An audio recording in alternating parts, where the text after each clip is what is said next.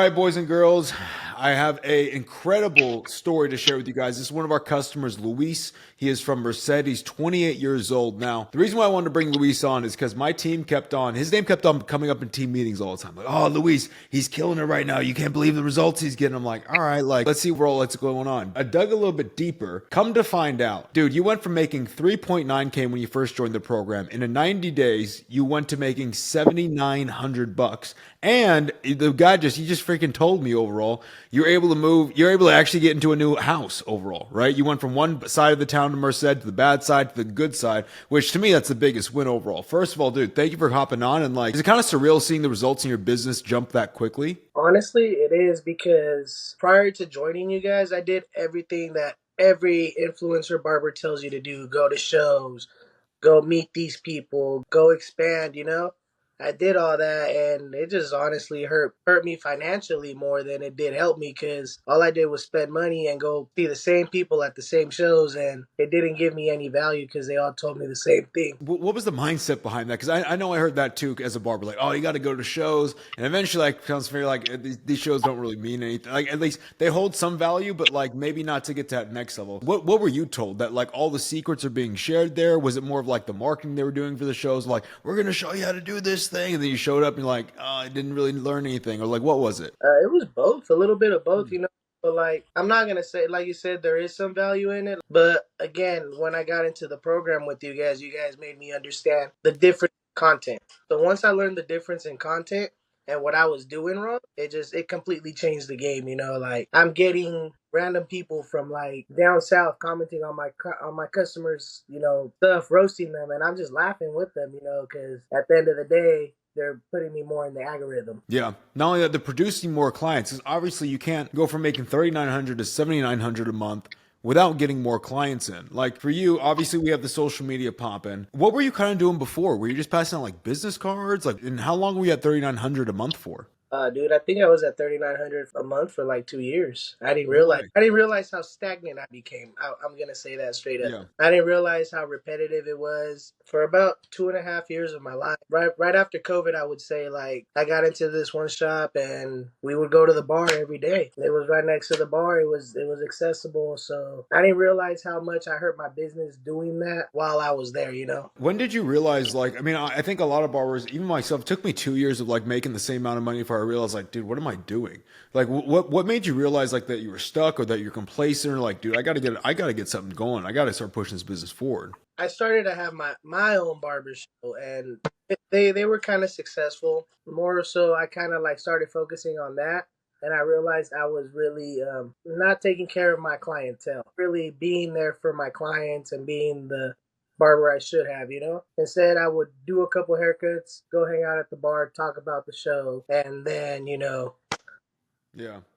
typical barber behavior. You know. Yeah. Yeah. It took me when I realized that the people I was around started calling me money hungry because it took money to do things, you know? And I was like, okay, now I see where you guys stand. Like, okay, I'm not good with you guys no more. It was like, bad habits, going to the bar, drinking, kind of like getting to it on a slow day, like, forget it. Like, I'm just cutting hair. I can go there. I think every bar has like that round the block bar they can always go to, or is that hangout spot. And that's like, dude, it sucks all your money dry. I remember when I was in the barber shop back in Sacramento, I was in the first shop I was at. I remember seeing all the barbers, like, it was like a Thursday or Friday or Saturday night, and they'd be cutting hair all day.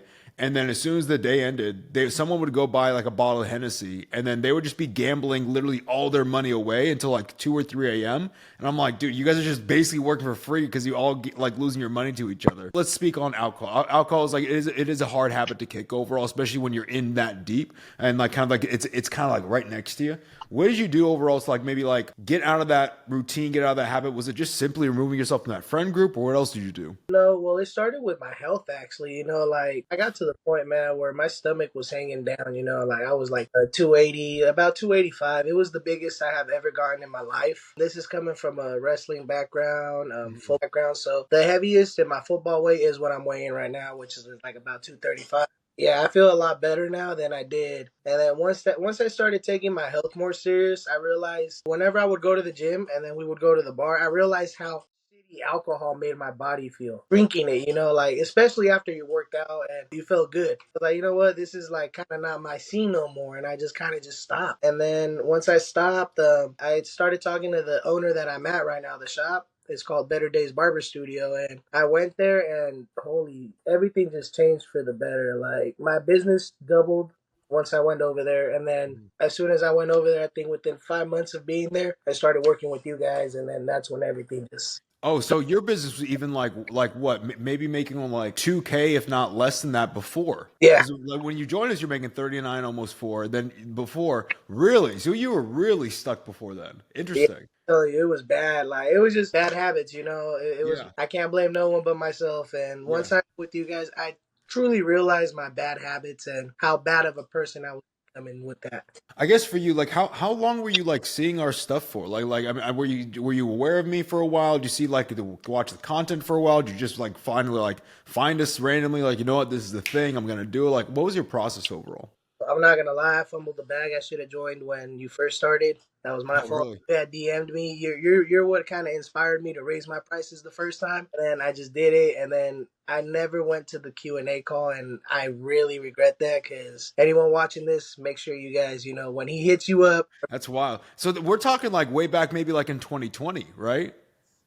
No way. And you just what? Never showed up to the call? Like you're just like, oh no, I don't need this, or what was? Were you at the bar, or what was it? I'm not gonna lie, I was young and drunk. At the bar.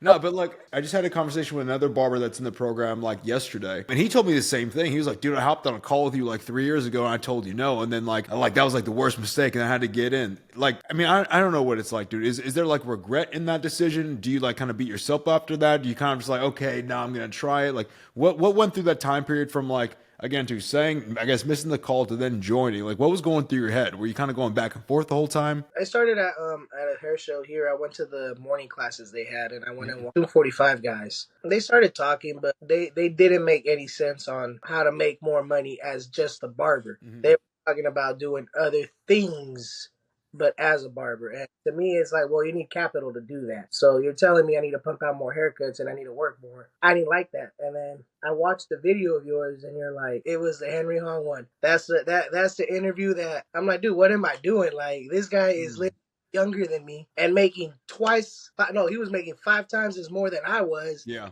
And yeah. I'm listening to the other guys right here, and all these other guys are in the same spot and location I'm at. I was like, they're not that much better off than me. Like, Hmm. I was like, there's something wrong here, And once I watched that Henry Hong interview with you and him, I set up the call and I made. Well, at least I mean, hey, we're here. Like, we got the ink. What is that? It's almost that is like what a 4K increase on your income in 90 days, which is incredible, right? And like, I'm sure for you, like 90 days, you got that goal. What's your focus on for the next 12 months? Like, what are you trying to get to in terms of income wise? Within the next 90 days, save up $10,000 and to be fully paid off with the program. And I'm excited to do that because that's my main focus for the next 90 days, really. 100%. I guess reflecting on our time working together so far, what's been like the one big lesson or moment that really helped you and your business grow? The fact that we were able to increase my clientele more by posting every day and doing what I'm doing every day already by like triple. I went from about 4 to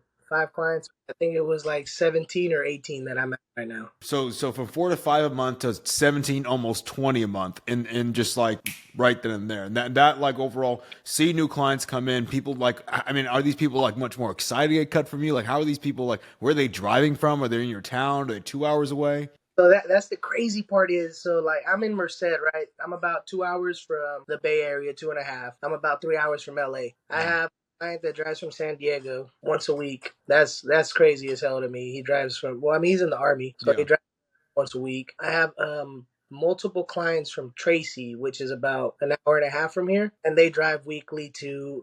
I have a couple in Fresno, which is an hour away from here. They drive weekly as well, and it's opened my eyes more that like people are really willing to drive and are willing to go see you when you're giving them the value of their haircut, Like, they call us scammers or whatever it is, but they don't understand that we're fixing people's problems. Like, we're not forcing anyone. Like, Yep. they're open to everyone. If you want to come try it out, come try it out. You'll. You never know what you're gonna see. How are the other barbers reacting? They have to understand and see like your success. I mean, maybe not like hopefully they're not pocket watching, but they got to see all of a sudden more new clients come in. And what are they saying to you overall? Are they like, dude, what are you doing overall? They like, or are they kind of like overall like, "Ah, okay, it's kind of doing your thing." A lot of them seen it, and a lot of them go like, "Man, maybe I should do it." And I'm like, I don't Hmm. know what you're waiting for, you know. Like, yeah, I was like, it's gonna change your mind, you know. It's gonna change your life. It's gonna change everything you got, you know. Just do it. But Yeah, I'm gotta be committed, and I yeah. think that's with a lot of barbers is commitment. It's okay, you know. Some of them will turn around when they're ready. But you had a thing where a huge decision where you had to commit to like obviously like cutting out like alcohol and not going to the bar anymore. How did you commit? Like how did you get to be able to switch the mentality from I guess we call it flake. You're not really committing something. Finally, like you know what, I'm gonna do this. How did that happen for yourself? Honestly, it's thanks to the wrestling, man. Wrestling, the Mm, disc they have back then. yeah. You know, back when I was younger, I would go days cutting, cutting weight because I'd have to go from 215 to 182. So I'd have to cut weight or, so the discipline came from there. It was hard. I'm not going to lie. It was hard for the first month. It was extremely hard. I would see my coworkers all having a good time at work and I'm Mm, at work, like cutting hair, just like when you're the only sober person around drunk people, yeah. it get annoying, and Yeah. I didn't realize how unprofessional we were being because I was also part to blame, like I didn't realize how much we were really in our client's personal bubble, Mm. like we're already touching them, we're already in their bubble. And then to have another person in their bubble but drunk just blowing on their face. Alcohol in their breath and everything. That's when it all I was like, oh man, I can't do this. Like Yeah. this is not a work environment for me. Like I'm gonna lose my head and I'm gonna cuss everyone out in here. Like I gotta leave. That's all. That was my decision, and I left. And now I'm in a studio, but it's a barbershop. But Mm. I'm the only barber in the studio. I guess for you, like, I know you talked about the commitment thing with the like maybe a lot of other barbers. I don't. I mean, like, I think we all struggle with commitment at some point in time. As like young men or just like men coming of age. Of course, you're 28. I'm 30, so I'm already much like when I was younger. I'm speaking of myself when I was younger, like in my early 20s. But like for you, why do you think maybe so many other barbers struggle? And like, what would your one message be to those barbers who struggle with commitment overall, or committing to pushing their business, committing to improving? Don't be scared to bet on yourself, man. Everyone Mm, else is gonna hold you down mm, until you realize that, and no one else's opinion matters. And it's what you truly believe. You're not gonna. If you don't believe in yourself, you're not gonna get anywhere. You can't have an idea and go be like, "Hey, Jimmy, what do you think about this?" Jimmy's gonna tell you that's stupid because Jimmy's stressed out about his girlfriend over there talking to Timmy. He's not paying attention to you. That would be one, and then the second would be get right with God. mm. Pray. He gives you answers every day. You just got to be able to have your eyes open. And thankfully, he gave me mine right in front of me. I've been blessed. He has truly helped me a lot, and I appreciate that. Dude, I mean, like, look, dude, we appreciate you because, like, number one, it's so much fun to like hop on our team calls and just to hear about like a barber every single day. Dude, do you hear what Luis is doing now? Do you hear what he's doing, like, wins wise? Do you see what he did in the first 90 days? Because it, like, I don't think you understand this, man. You hyped the whole entire team up because I heard, and this was in 3 separate departments, right?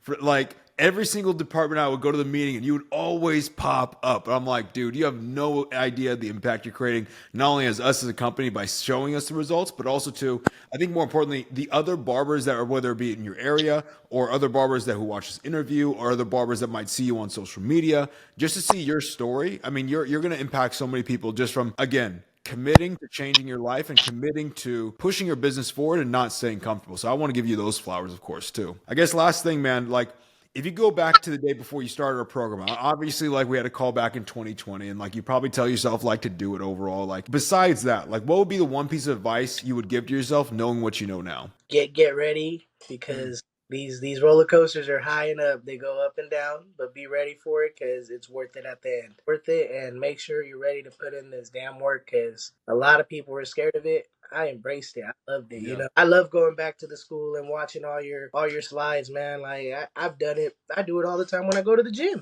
yeah, I get on my cardio, I put it on there, I put my AirPods on, and and that's how I've been able to improve a lot and been able to kind of get an algorithm for my page to get, having 2.9K reach to I think the highest I got to was 3.7 mil. No way. 2,500 to 3.7 mil in Yeah. 90 days reach. That's incredible, dude. I'm stuck in the million right now, but hopefully we can get something going to kind of get back up there. But No, we'll you will. Again, too, just keep on pushing. I think again, too, our focus for you is going to be, of course, keep on pushing the Instagram, but that TikTok is going to be a thing we're going to like really unlock. We also got a couple things on YouTube. I think I might want to try and implement pretty soon as well, too. We've seen some success on there. So, but dude, I appreciate you. I don't want to take up too much of your time, Luis. Again, I appreciate you so much for not only hopping on this interview, taking out time, but also doing the work, and also too coming back around, right? Obviously, you had the call back in 2020 you missed. So I just want to like give you appreciation for, not a lot of people will do that. A lot of people will go ahead and shy away from that and be like, you know what? Nah, I'm just going to like go away and hide. You're like, you know what? I'm going to own this decision